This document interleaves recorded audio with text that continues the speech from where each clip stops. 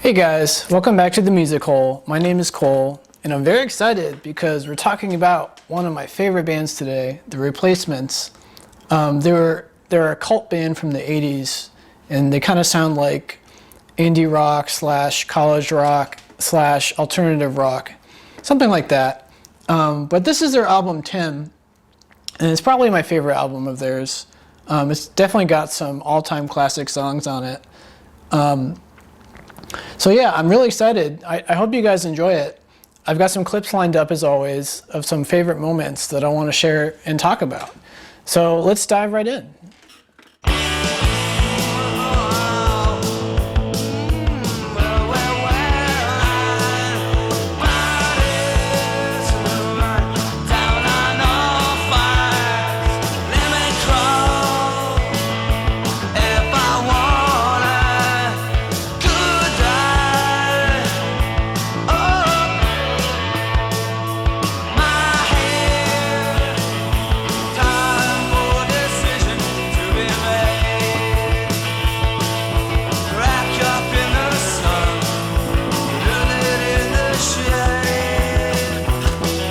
So track one is called Hold My Life, which is one of my favorite openers for any album. I just love the energy of the song. I love the singing.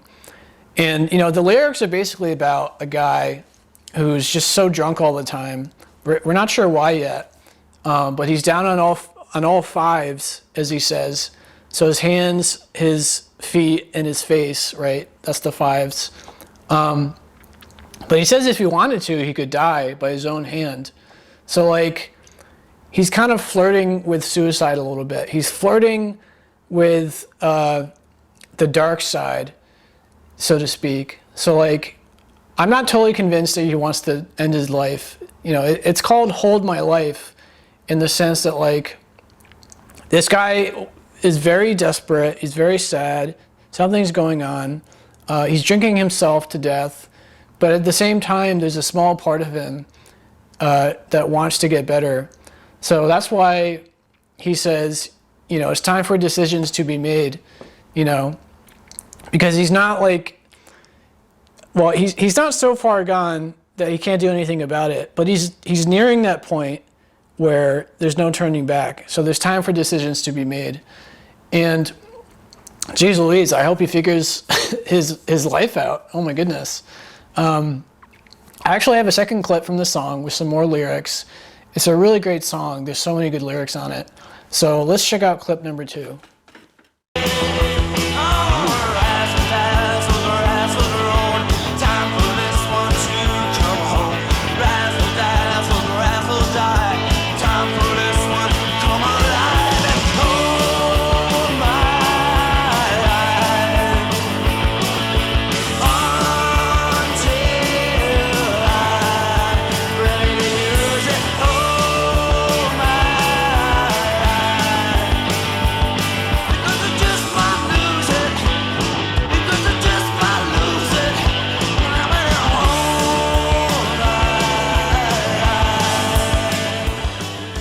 Yeah, so here we are. The guy is completely drunk and he's stumbling home. You know, he says razzle dazzle, razzle dry, or whatever he says. I imagine that's like him slurring his words, you know. And when he says hold my life until I'm ready to use it, he mentions a little bit later, he references a girlfriend, it sounds like. So, you know, the girlfriend is kind of holding his life in the sense that like, she's kind of the only reason at the moment that he's not just killed himself already, it sounds like, you know. But as he says, he might just lose it. So he's just like, here's the line, right? And he's just right on the line. He's not quite here yet into hopelessness. He's like right there on the borderline, this poor guy. But yeah, that's all I have to say about this song. Again, just a great beginner, lots of energy. So let's move on to the next song.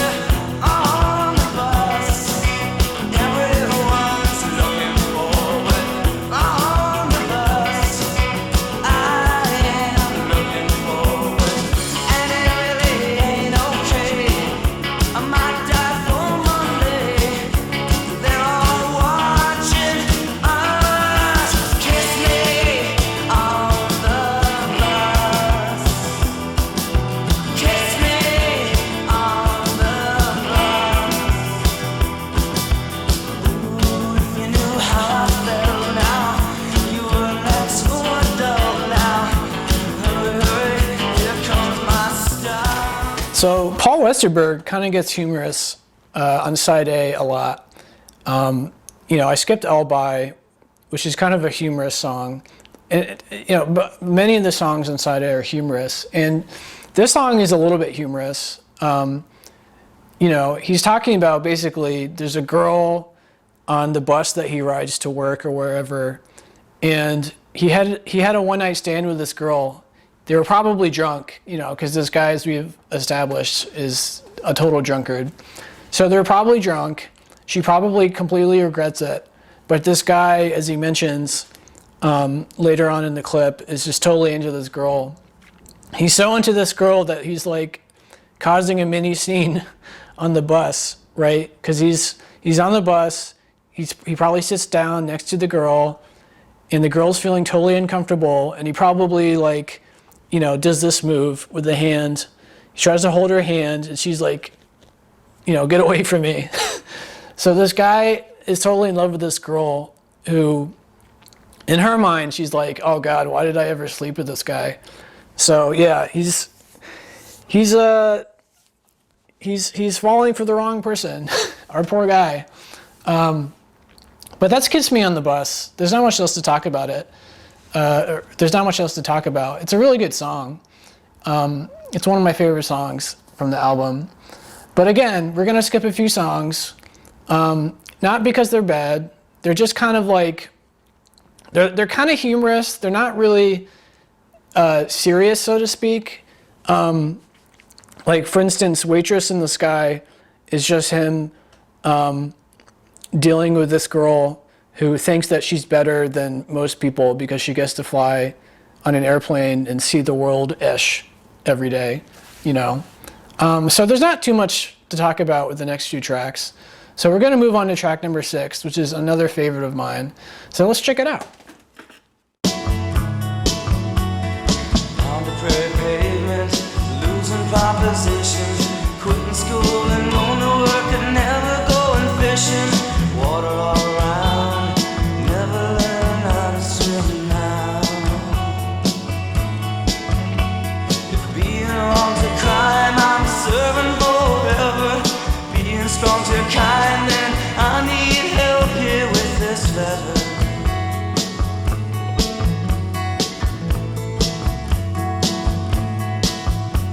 If being afraid is a crime, we hang side by side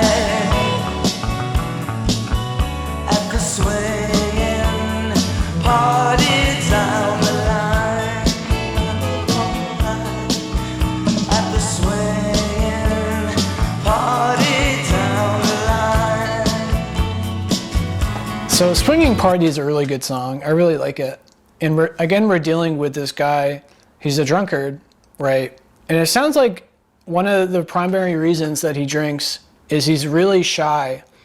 And as a matter of fact, I believe the Replacements said in one of their interviews that the reason they were drunk so much on stage was because they had stage fright. So this song kind of like ties into that, The lampshade is so that they can be present, but they don't have to see the world around them. Put the lampshade on, you just see like down here. You don't have to see all these people. But the lampshade is a metaphor for being drunk, right? So he says, if being afraid is a crime, we hang side by side.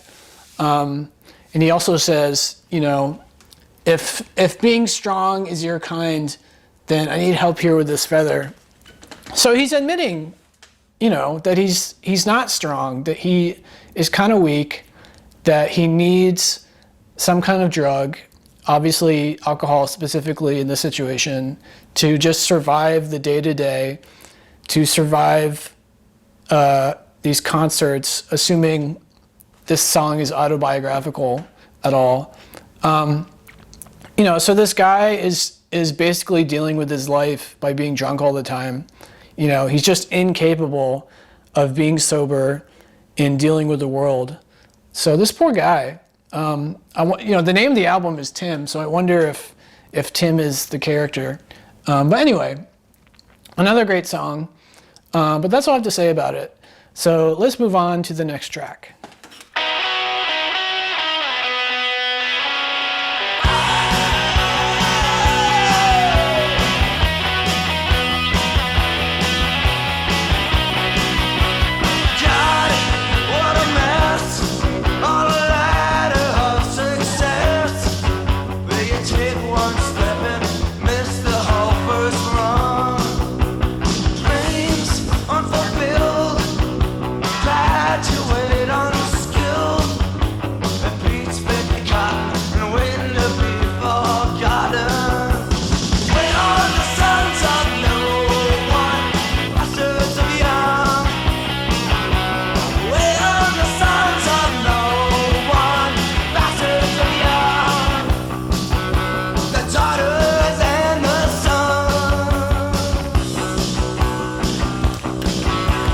That's Bastards of Young, which is, as far as I'm concerned, one of the best 80s rock songs just of all time.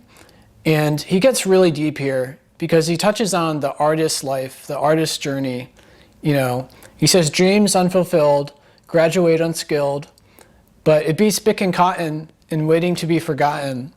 So this guy, you know, possibly he went to college to do like a music degree or something, and he graduates basically unskilled, right? I mean, he is a musician, he is in a band, but making it as a musician is almost impossible, right? Even if you are really good, you still need luck, you still need amazing marketing, word of mouth, things like that. So this guy is thinking about all these things, and he's proud, right? He's proud of the fact that even though, you know, he's stuck waiting on he's stuck waiting on the sons of no one. So he's working these jobs to pay for his, you know, recording sessions and stuff like that. And so, like, on the surface, it might seem like this guy is living a sad life, but he's proud of himself because he's not waiting to be forgotten. He's taking a stab at all-time glory, at being a legend, at being remembered, because, you know, he's taking the chance that hopefully his band will succeed and he'll be remembered as a you know, hopefully one of the best bands, you know. So just the fact that he's willing to do it shows a lot of courage. And for all you artists out there, you know, this is such a strong message. It's such a great message. I truly believe it. So I just love this song. But there is another clip with some more lyrics that I want to talk about. So let's get into it.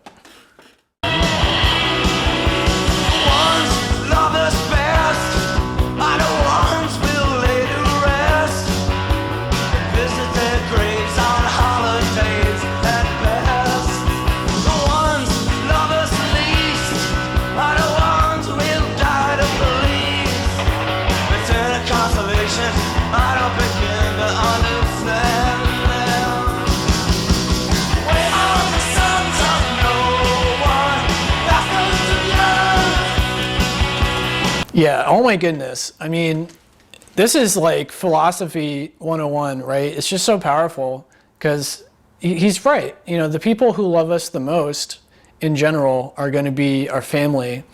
And, you know, he kind of puts it in a very depressing way that we'll visit them on holidays at best, right? So the ones that love us the most in our lives, we rarely even think about, even after they're gone. Which is kind of a weird, like that's very weird if you think about it.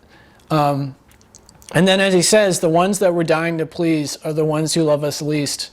So like, you know, life is just such a weird conundrum of like, you want to please people, you want to make friends, you want to succeed, but those people in general, like have no reason to like you. They don't have to like you.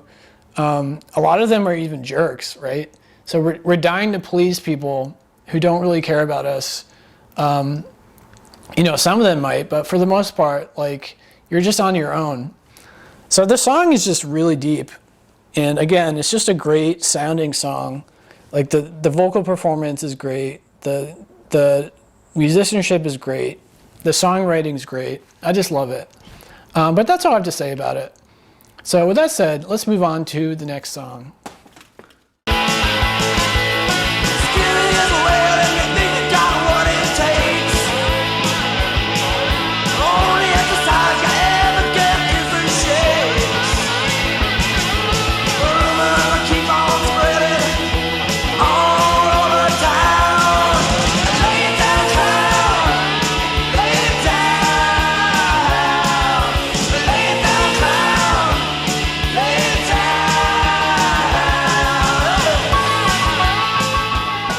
So that's Lay It Down Clown, which is kind of an odd song on the album. It has kind of a weird sound to it, I'll admit.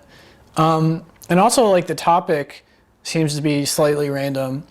So what he's talking about in this song is he's talking about a rich girl who is like kind of anorexic, but she's using her beauty to try and make it in the modeling world, it sounds like. But obviously her anorexia is like ruining her life. And it sounds like in addition to that, she's also being really sleazy.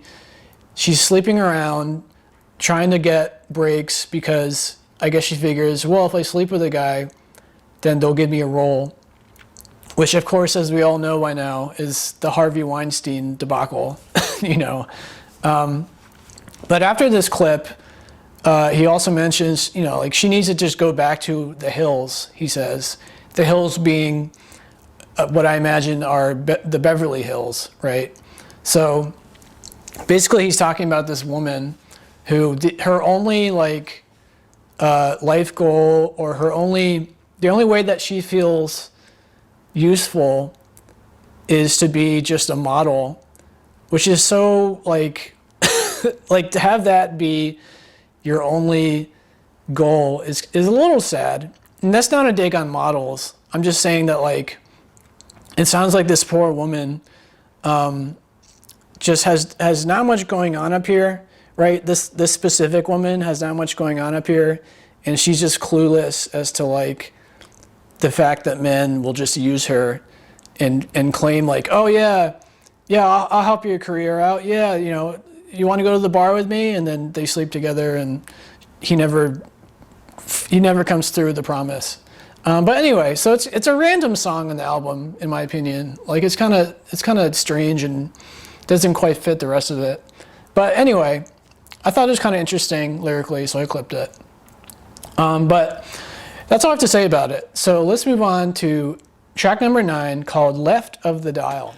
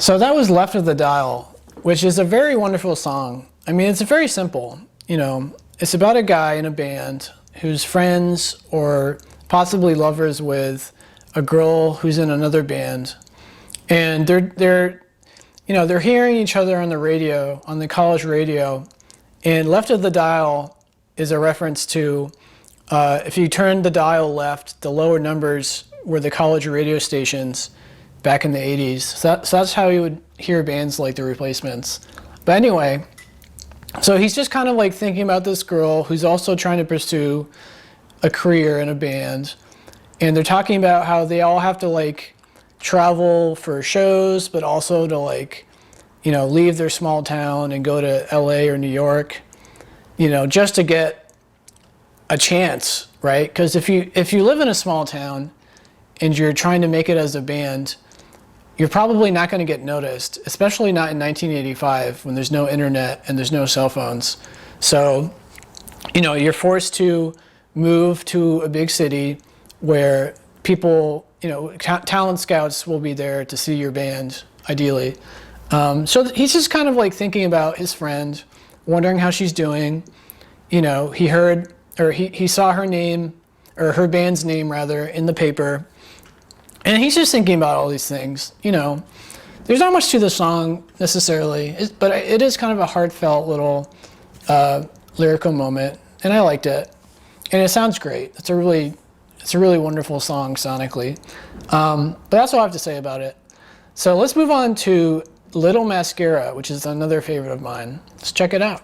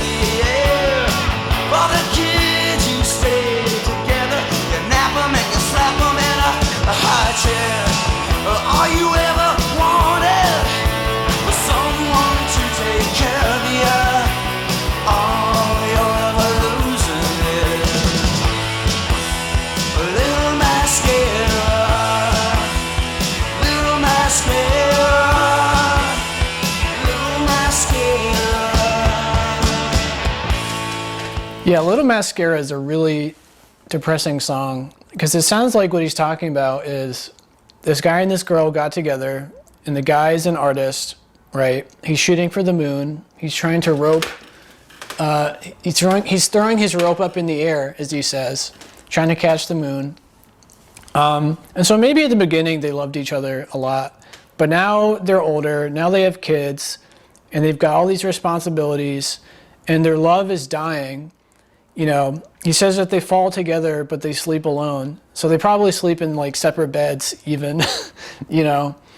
And all she ever wanted, as he said, was someone to take care of her.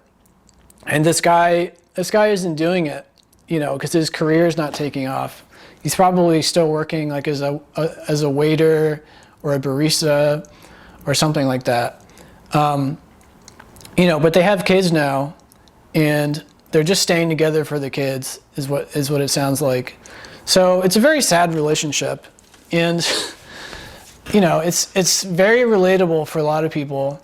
You know, a lot of marriages just kind of, they're just hanging on for their kids, and you know, it's just a very depressing situation. So this poor guy, this poor woman, they couldn't make it work, really. But that's all I have to say about this song. It's another favorite of mine. You know, side B in particular is pretty strong. I think it's better than side A, personally.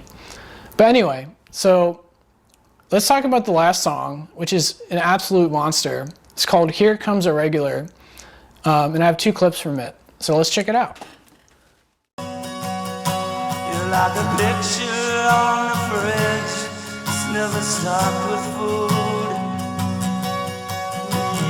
Live at home, now I stay at the house.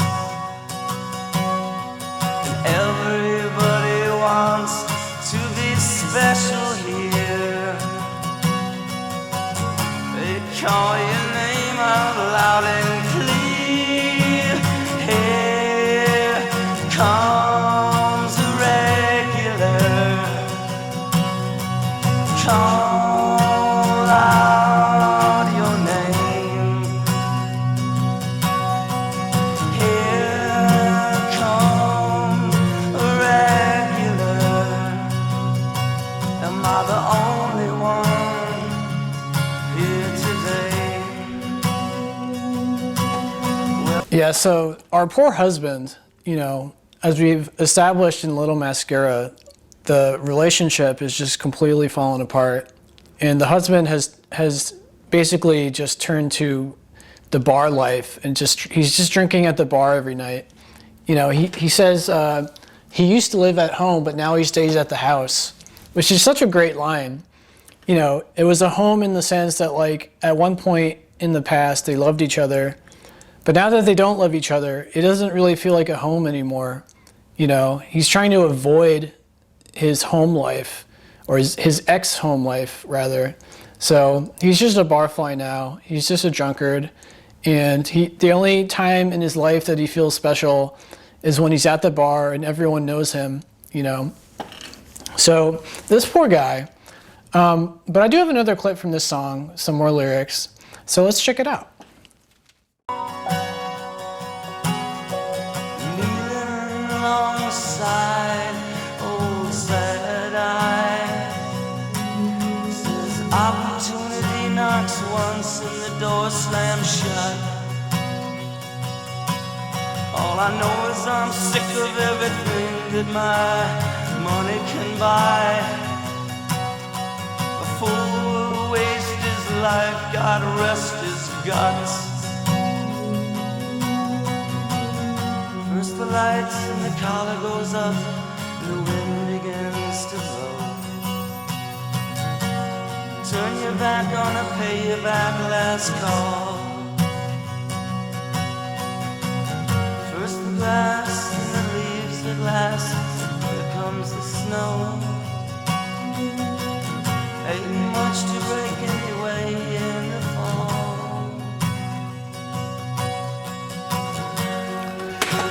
Yeah, this is the last set of lyrics on the album. And my favorite line on this clip is specifically You know, he's sick of everything that money can buy. So it sounds like he traded his artistic career, his musical career, for, you know, a desk job or something, and he's making good money. But even though he's making a lot of money, or a good amount of money, it sounds like it's not filling the hole in his life, right? So like he may be able to buy all the things he wants, but he still feels unloved.